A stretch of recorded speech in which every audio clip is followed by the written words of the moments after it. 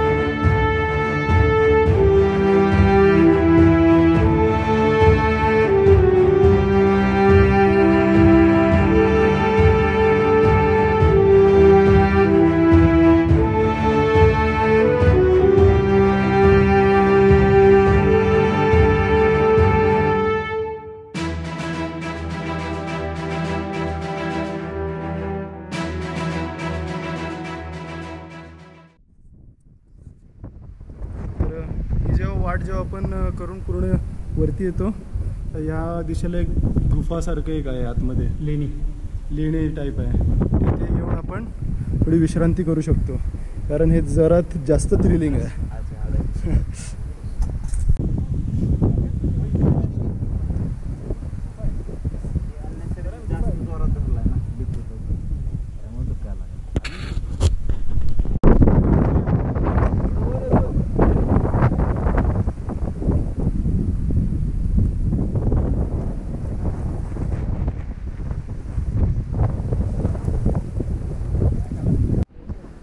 तर किल्ला जेव्हा आपण चढून वरती येतो तेव्हा हनुमान शिल्प व चौतरा या दिशेला आहे. तर इथे दगडामध्ये कोरलेल्या हनुमान देवाची मूर्ती आहे या ठिकाणी. तर या दिशेने जेव्हा आपण हनुमान देवताचं दर्शन घेऊन पुढे येतो तेव्हा या दिशेला आपल्याला एक पाण्याचं टाकं लागतं. पण सध्या या पाण्याची अवस्था पिण्यासारखी नाही आहे, कारण तुम्ही बघू शकता हिरवळ पूर्ण जमलेली आहे. ते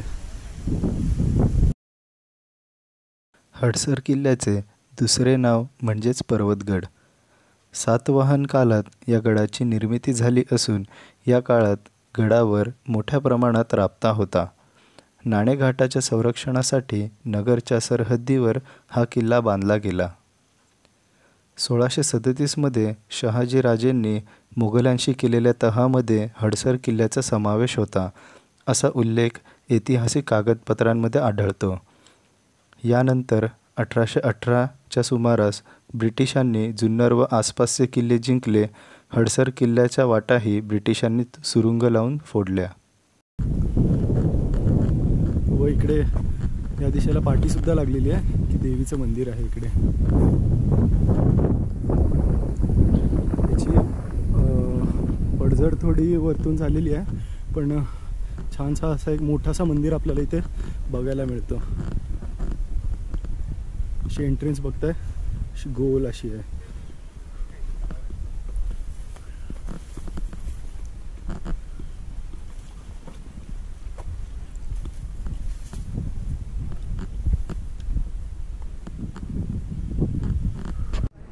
तर त्या दिशेला जेव्हा आपण देवीचं दर्शन आणि हे गोलवालं तलाव जेव्हा बघून आपण पुढे येतो तेव्हा इथे दगडामध्ये आपण बघू शकता कशा प्रकारे हे कोरलेली तलाव आहेत.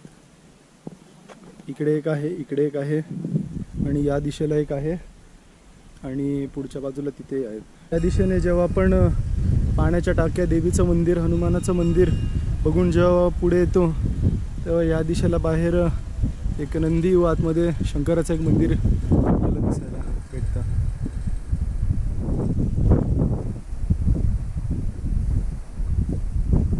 महादेवाचं दर्शन घेऊन समोरच्याच दिशेला आपल्याला एक वाडा दिसतो. जसं इथे आपण बघू शकता पाटी दिलेली आहे, हडसर उर्फ पर्वतगड वाड्यांचे काही अवशेष. तर समोरच आपण हा वाडा बघत आहोत, ज्याची पडझड झालेली आहे, छप्पर नाही आहे, पण बराच मोठा हा वाडा आपल्याला बघायला मिळतो इथे. आपण बघू शकतो इथून लांबीला कुठपर्यंत आहे तो. इथे समोर हा द्वार वाटतोय मला, कारण या बाजूला एक दिवाळ आहे, या बाजूला एक दिवाळ आहे. आपण जेव्हा इथे उभं राहतो तेव्हा खूप सारे पॉईंट्स आपल्याला इथे बघायला मिळतात. जसं समोर आपण बघू शकतो हा आहे गोल तलाव, या दिशेला आहे शिवमंदिर. शिवमंदिरापासून आपण या दिशेला आलो की इकडे सरकारी वाडे आहेत, जे आत्ताच आपण बघितले. सरकारी वाडे व त्यांचे काही अवशेष आहेत. खालच्या बाजूला इकडे गेलं की कमानी टाकं आपण इथे बघू शकतो, आणि कमानी टाकं बघून जेव्हा आपण पुढे जातो तेव्हा या दिशेला राईट साईडला धान्य कोठारसुद्धा आहे. तर चला बघूया.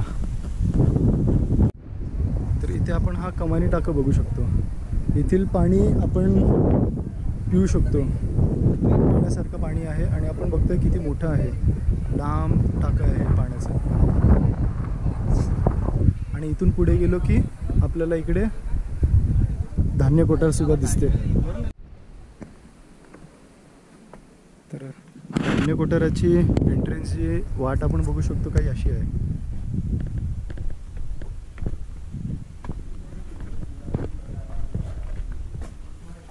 कदाचित आपण म्हणू शकतो अंडरग्राऊंड बनवलेली आहे. बघू शकता कसं कोरकाम केलेलं आहे याचं.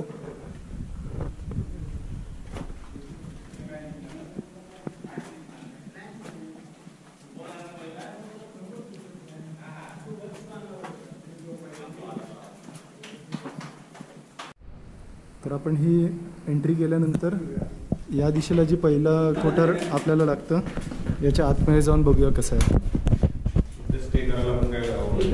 हो, इथे स्टे वगैरे करू शकतो.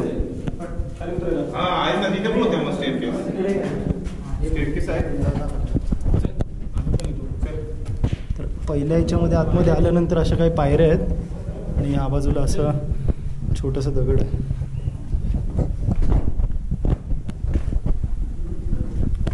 पण बघू शकता जवळून जेव्हा आपण बघतो याला तर कसं कोरकाम याचं केलेलं आहे.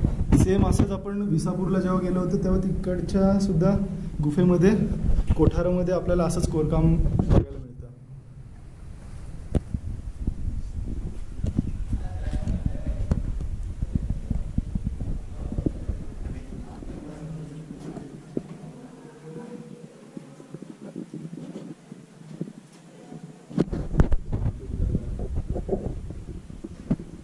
या दिशेला आपण बघू शकतो समोर एंट्रन्स आहे.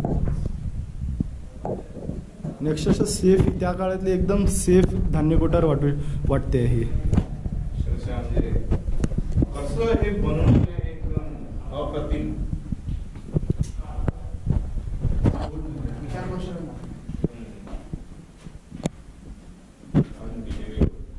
आता आपण बाकीचे जे धान्य कोठार आहेत ते बघायला आता आतमध्ये आलेलो आहोत आपण. समोरच्या बाजूला इथे एक आहे आणि या दिशेला पहिले ह्याच्यामध्ये जाऊया.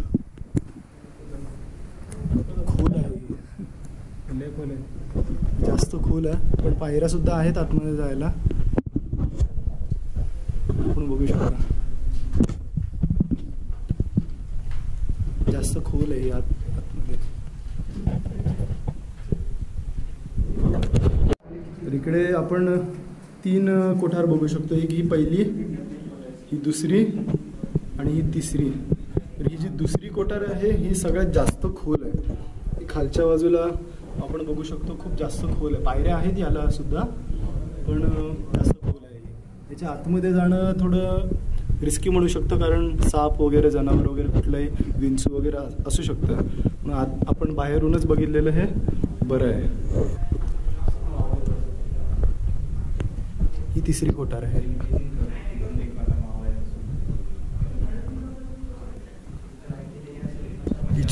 विचार करण्याच्या पलीकडे आहे हे. म्हणजे याचं जे बनवलेलं आहे, ती खिडकी बघू शकता आपण, याची डिझाईन बघू शकता, विचार करण्याच्या पलीकडे आहे हे सगळं. धान्य कोठारमध्ये समोरून आपण आतमध्ये आलो की इथे एक द्वार आहे.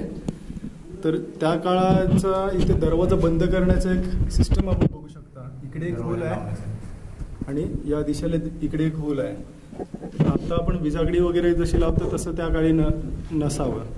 आणि काहीतरी दरवाजा लॉक करण्याचा एक वेगळा प्रकार इथे आपण बघू शकतो.